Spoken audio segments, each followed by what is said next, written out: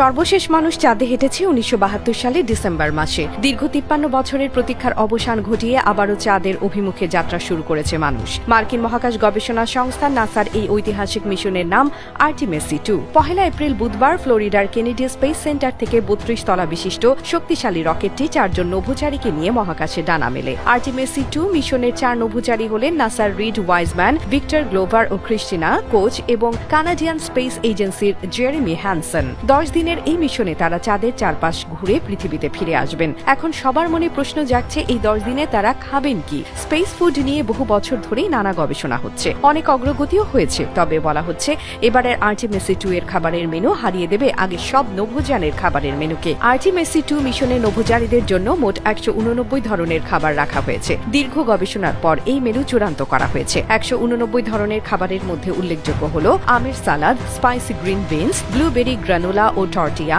পানীয়র তালিকায় রাখা হয়েছে 10টিরও বেশি বৈচিত্র্যময় অপশন। এর মধ্যে সকালের কফি থেকে শুরু করে ম্যাঙ্গো পিচ স্মুদি এবং স্ট্রবেরি জুসের মতো সুস্বাদু সব ব্রেকফাস্ট ড্রিঙ্কস অন্তর্ভুক্ত রয়েছে। তবে নাসার নিয়ম অনুযায়ী প্রত্যেক নভোচারী দিনে সর্বোচ্চ 2টি পানীয় পান করতে পারবেন। এখন কথা হলো এই খাবারগুলো কেন নির্বাচন করা হলো? এই বিষয়ে নাসা জানিয়েছে এই মেনু তৈরির পেছনে নভোচারীদের ব্যক্তিগত পছন্দ, পুষ্টিগুণ এবং মহাকাশযানের সীমাবদ্ধতাকে গুরুত্ব দেওয়া হয়েছে।